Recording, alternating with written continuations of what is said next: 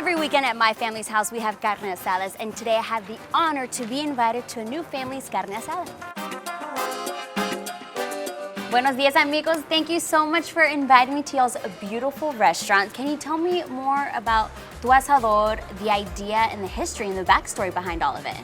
We are from Monterrey, and this restaurant, the idea came up from we were in COVID, and we were actually all servers before, and when our restaurants closed down, we were like, what are we gonna do? We have to make a living, we have to pay our house.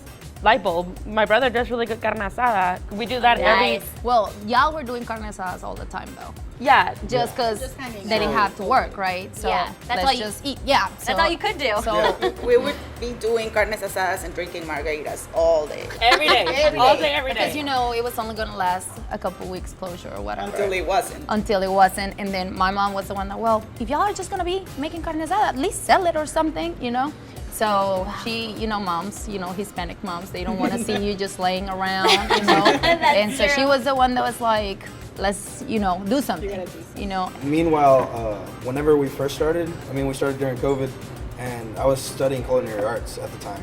Okay, wow. And I would literally be in my class cooking carne asada, like on Zoom. Yes. So you weren't actually paying attention in class? No. That's the he thing was actually doing hands-on work. Yeah, so for me, online school was so boring I could not do it. I just couldn't focus. So I was doing carne asada, I wasn't even focusing on my class, but it led to doing something related to that. So it was kind of like a good turnout of what happened. And I know you're the head chef, so are you gonna prepare something for us to eat while we're hanging out? I will go make y'all a couple different places y'all can taste them, and Sweet. I will be back in a few minutes. Awesome. Sweet. I'm ready to eat. We got some Empalmes de Chicharron, which are a very regional dish from northern Mexico, little towns around Monterrey. These are basically 2 corn tortillas that are seasoned with lard, oregano, chile colorado, and a couple other spices. We definitely want to give off the vibe of like, welcome to our home, because this is literally what we're doing, instead of being at home doing carne asada, we moved it to a restaurant, and now we're doing a carne asada here. Yeah. I guess our plates have a very mom flavor, because mom and brother are always in the back making sure that they're really out in the back cooking. Oh yeah, they're in the back cooking. Just making sure the recipes are like my mom still to this day is like, nope, this is missing that. No, this is missing. ¿Y qué dicen las mamás? Make it with love. Con amor. Con amor. If it's not made with and love, she will definitely tell them that. Oh no, you were not trying to do this. You were in a rush, or you were, you need to take your time with things so they can taste, 100%, right? We spend so much time in here that we almost live here, and it's just because we definitely want people to think that they're almost in our home, and I think that's very important. We use mesquite wood chips just to give it a slight hint of charcoal, kind of woody flavor. We finish them off on the grill. It gives it a very nice sear, nice crust on the outside, while also keeping the flavor intact.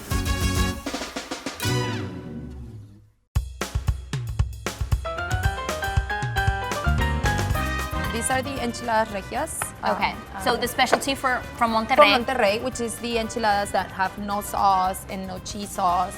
Or different from what chicken. people might be yes, used to. so it's or like mole, People are very used to having enchiladas with rice and beans, but for us, enchiladas were never with rice and beans. It's potatoes. Really? So it's in Monterrey, it's not with rice and beans? No.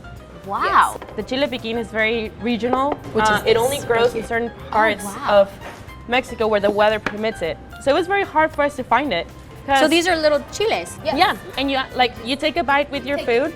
You take a bite of your food. Wait, is it really spicy? Depends on each pepper. Her face said it all?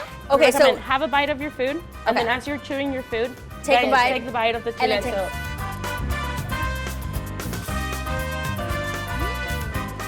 It's good. Yes.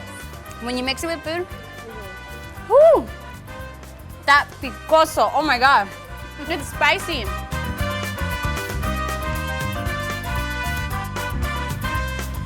Okay, so what we have here is what we'd like to call the experience. So on our menu, there's a whole section for the experience, which is ordering food for the table. Well, that's what my brother used to always do. You know, he would grill the carne asada and then just put it in the center of the table, sliced Like up for everybody to And enjoy. then everybody can grab their plate. We want you to have that like carne asada experience where you just put everything on the table, everybody grab their plate, you know, while you're having your conversation or enjoying your party or whatever. And this is your brother's specialty. This is what we takes do. the longest, the process Yes. to get that mesquite taste. Where are you from? So I'm from here, but my mom's from Piedras Negras, so Okay, so northern also from there, right? Coahuila. So y'all also have carne asada. Yes, and absolutely. I went to high school in Mexico, so even with our friends, it was like, oh, what are we doing? Just like, oh, carne asada or what? Yeah. Let's do it. Okay, I'll bring this, I'll bring that, and just everybody kind of brings something. Beef is Okay. amazing. This is just like a carne asada, but we're just like in a different home, Exactly. in a new home that we've never been to.